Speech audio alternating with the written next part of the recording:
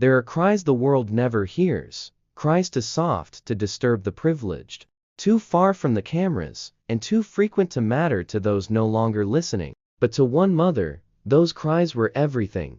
They were her alarm in the morning, her lullaby at night, her heartbeat, her hope.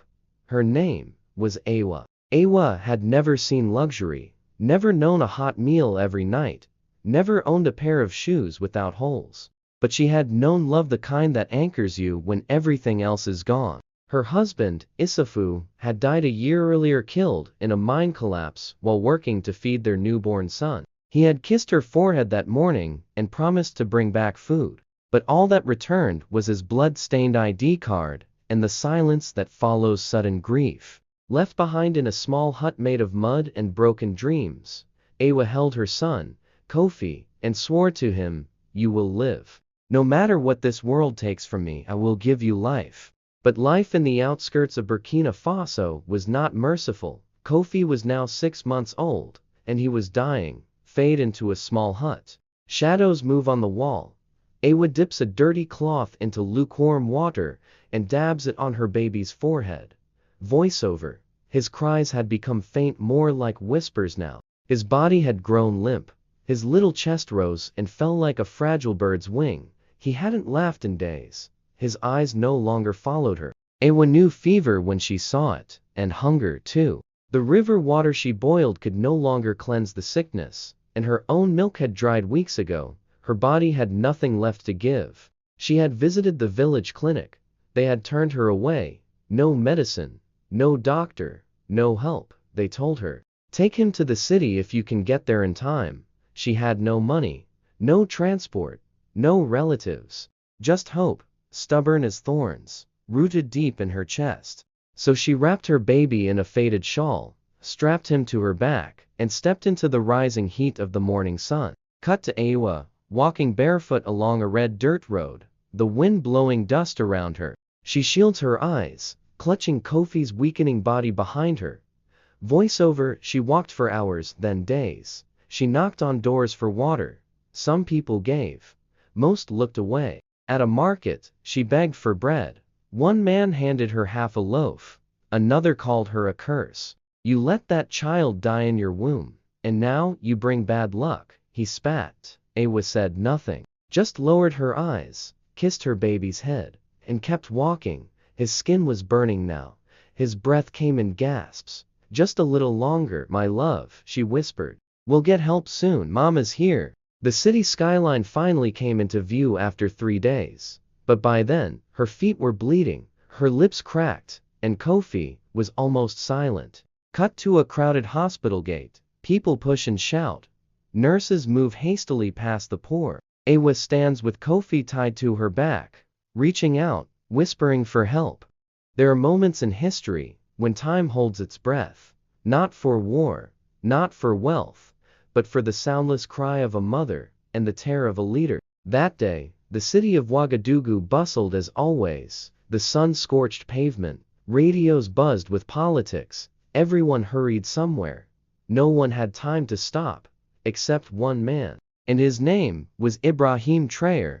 Cut to convoy of black SUVs weaving through the city. Inside one car, President Traoré sits silently, looking out the window at crowded streets. Children playing in the dust, a woman selling mangoes. Voiceover. He wasn't in a palace. No golden halls, no red carpets. Today, President Traoré had chosen to travel without an entourage, just a driver and a quiet heart. He had heard rumors of the neglect in public hospitals, of the cries drowned beneath bureaucracy. He wanted to see with his own eyes. "Turn off the sirens," he said. "Sir?" the driver asked. "I want to arrive as a man, not a crown." They turned a corner. That's when he saw her. Cut to his perspective. Awa crumpled on the sidewalk, clutching her motionless child. Her head bowed, hair matted with dust, lips cracked from thirst. A few people glance and keep walking. Voiceover. Something in his soul broke. He didn't ask the driver to stop. He simply opened the door and ran. No guards, no cameras, no script. Just a man moved by something he could no longer ignore. He knelt before her, slowly, cautiously.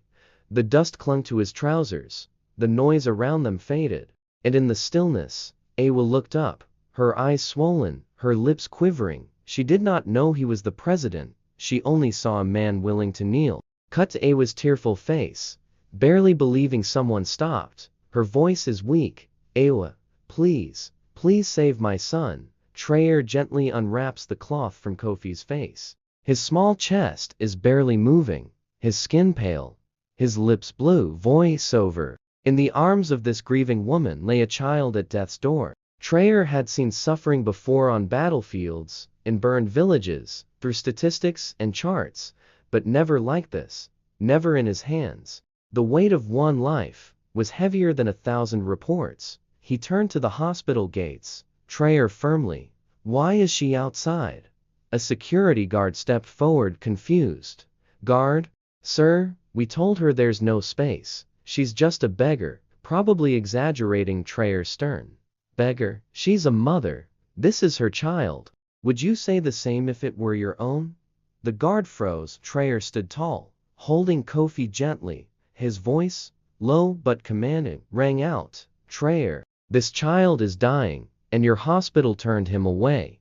He turned to the stunned crowd now gathering around.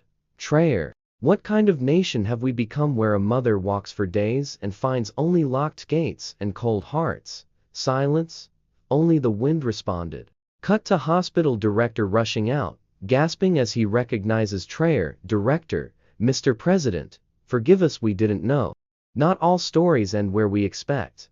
Some begin in darkness, but find their voice in the light. And sometimes, hope rises not like thunder, but like a child's breath returning, steady, soft, alive. This is the story of what came after the tears.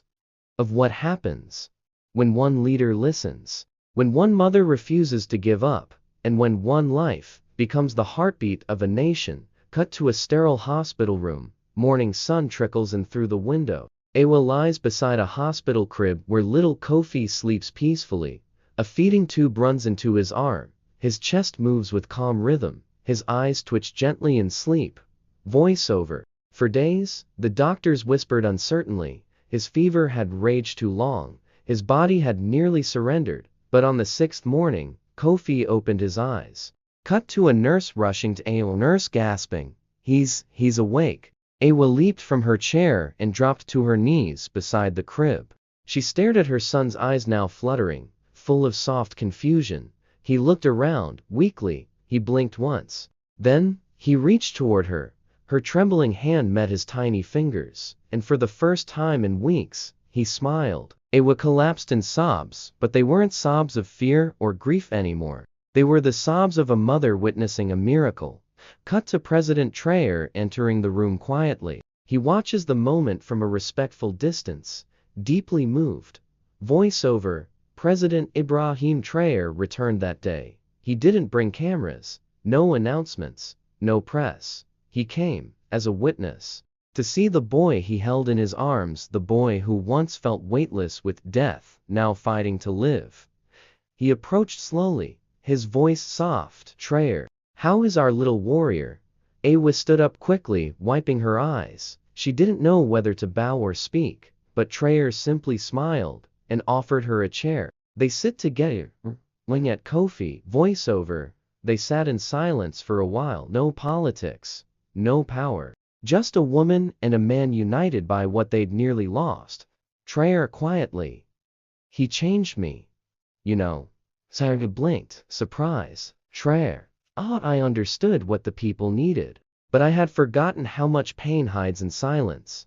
How many mothers walk barefoot through our systems, unseen. He turns to her. Traoré, I promise you, Awa, this will not be for nothing. And for the first time, she believed him. 1 month later, scene shifts. We see a rural village with banners, a crowd gathering, and workers building a new structure beside the old clinic. A large sign reads, Kofi Health and Hope Center. Voiceover. One child's suffering would not be erased, but from his pain, something grew, something bold, something beautiful.